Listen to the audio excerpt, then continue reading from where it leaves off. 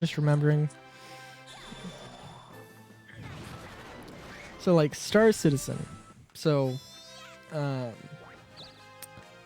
haven't logged back on. I had a problem. I mentioned before I had a problem with easy anti-cheat. I fixed it. It wasn't actually that big of a deal. I just had to basically go in and delete the easy anti-cheat folder. Try and launch the game and then like verify files or whatever. And you know, it worked. Fine, whatever. You know, I logged in just to make sure that I could log in. I haven't checked out Xenothreat. I honestly kind of don't care anymore. Even though it was fun, and I am curious what gear Xenothreat have on them, I also really don't care. Like the more I'm like, yeah, I just really don't want to do, like, I think YouTube has decided that Star Citizen is the game that it wants me to play, apparently. So I might try and throw something up someday, or at some point, but I don't know, man. It's just like I cannot, like, if they don't fix the desync, I don't care, and that's kind of the main thing. Like, I mean, I trust that they will. You know, I really do. But it is, but like, by their own admission, well, the only thing that people think is going to fix desync is server meshing. Or the only hope for fixing desync in the, you know, near future, in the immediate future, is server meshing, and we're not getting that until maybe Q3. Maybe CitizenCon. Hopefully CitizenCon, because, like, good God, we, like, if they don't deliver server meshing this year, people are going to be even more up in arms. And,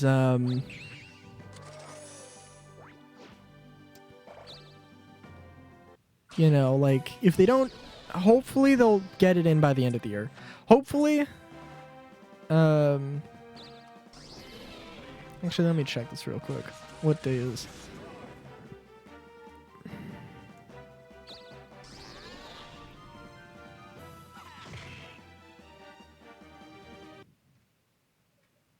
Not so good.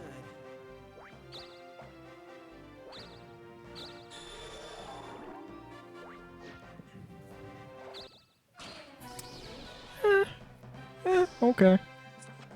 So, like, December 23rd. Maybe the 16th. I don't know. I think they take their winter break, like, the week before last week of the year, I think. Might be the second last. I'm not sure. So the 16th or 23rd of December 2022. If we don't have server meshing by whichever date their break starts on, people are going to be up in arms. So, I mean, honestly, I kind of hope that we do get it by that point, just because, well, I don't know. I mean, we need to see something. We need to see something at CitizenCon, but also, like, my biggest problem is I don't know. We don't know exactly what the first iteration of static server meshing is going to look like. What I assume, like, the least they can do, and very possibly what they will do, is they will have, so you have servers. So instead of connecting to a server, you connect to a shard, and that shard has several servers that are connected to each other, is the most basic way to put it, I believe. So the very basic way to do it would be to have a Stanton server and a Pyro server. That would mean nothing in terms of performance difference, because they've said that it's mainly just server load that is the biggest problem for performance, which means that all of this, like, you haven't moved anything. Like, the Stanton server that we would have in that scenario would be the exact same Stanton server that we have today in game. No difference at all. What I hope they do is have it so you have like for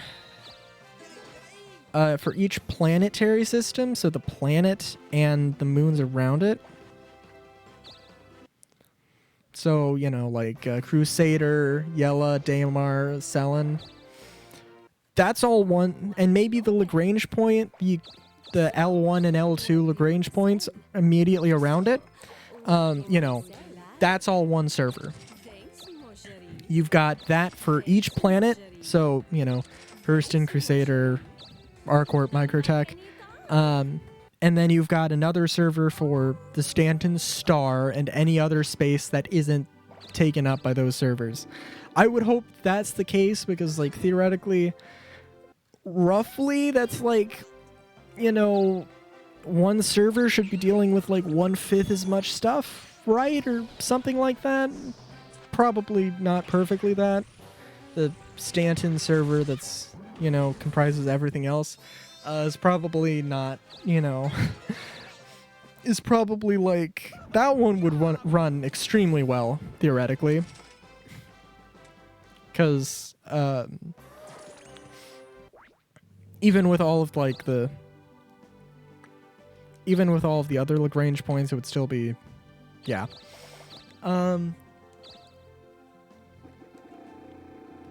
So that's what I'm hoping, because like, yeah, if I don't get like a decent experience, a non-desync experience by the end of the year, I'm gonna be really sad.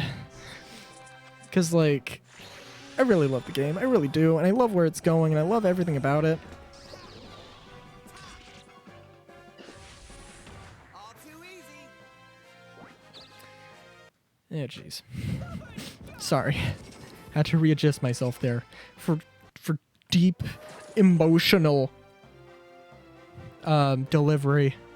But yeah, no, I just yeah. There comes a point when it's just like, I really love the game, but man, I really hate the game. It is the definition of a love-hate relationship. And yeah.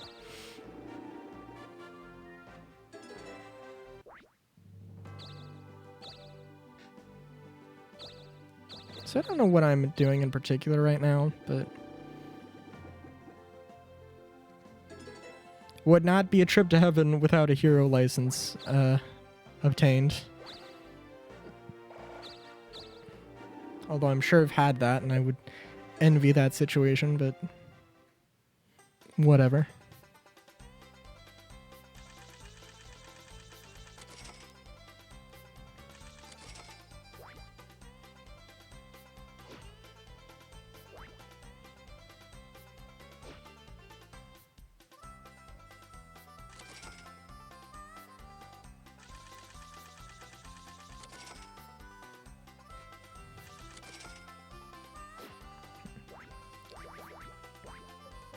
Sorry, I'm just